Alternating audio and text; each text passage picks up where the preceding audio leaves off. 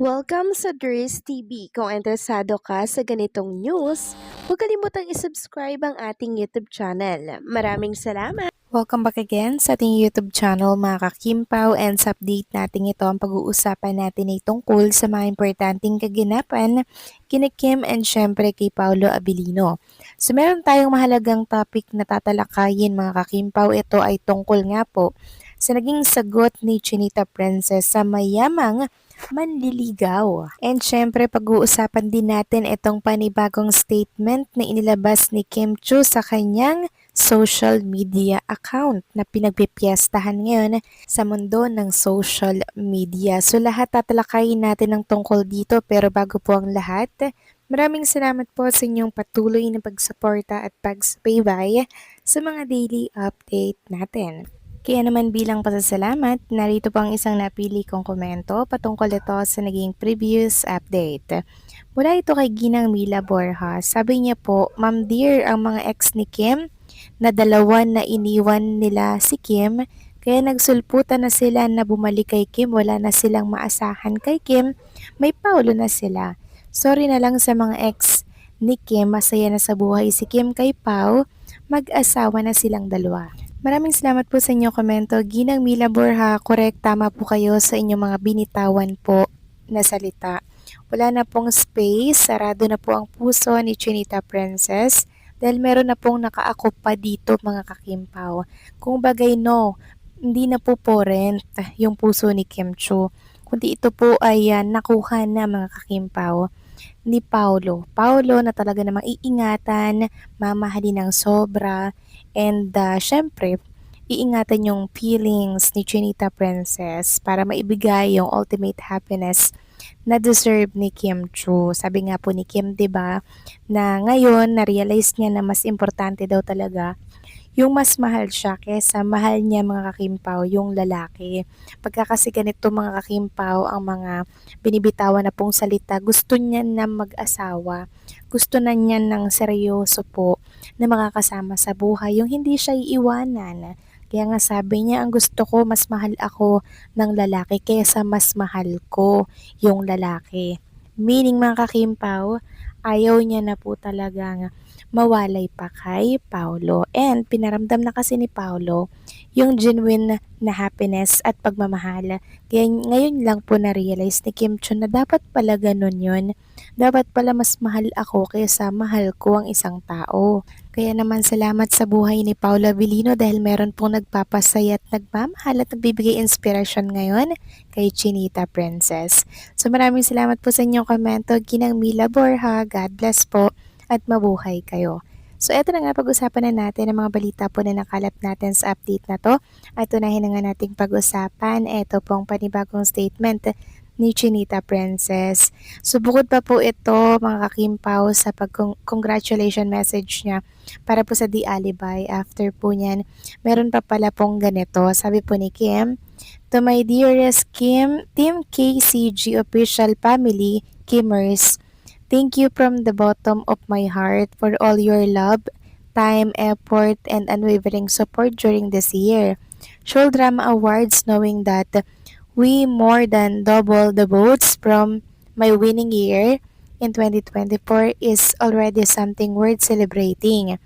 I am so proud of all of you. We may not have taken home the award this time, but your hard work, dedication, and love mean more to me than you know.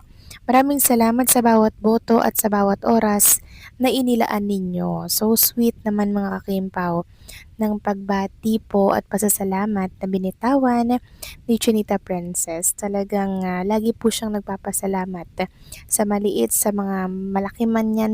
Talagang hindi po siya nawawala ng pasasalamat mga kakimpaw.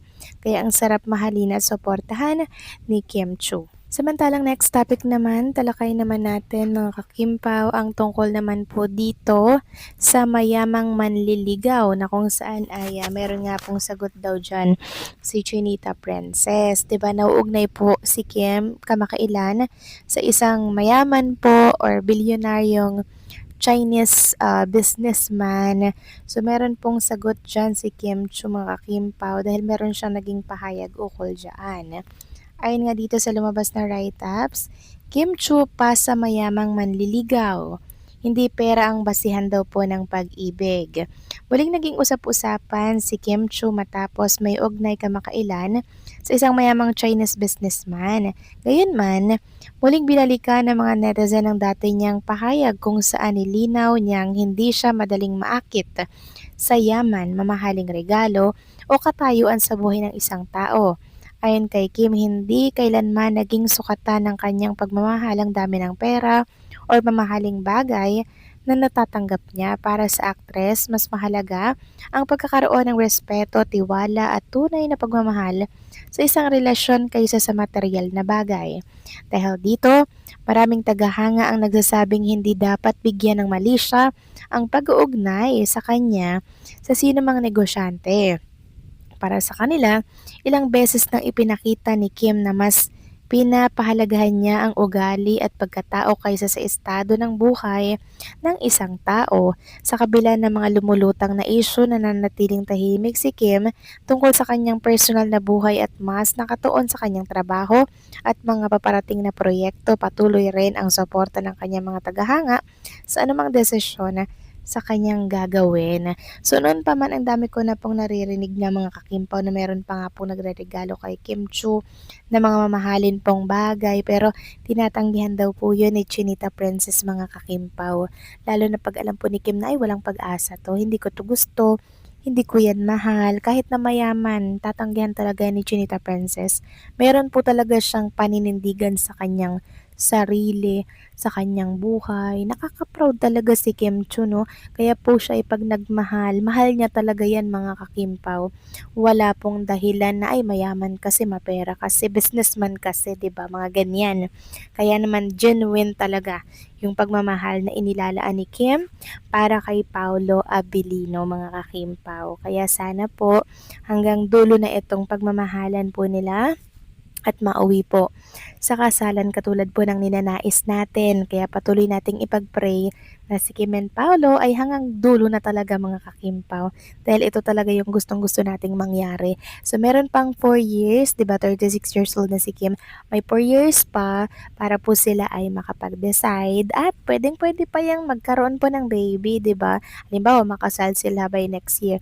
O 'di ba, meron pa silang 4 years para po bumuo ng baby na dadalhin talaga ni Kim Cho sa kanyang sinapupunan. Kasi pag nag-40, mahirap na po talagang mabuntis mga kakimpaw.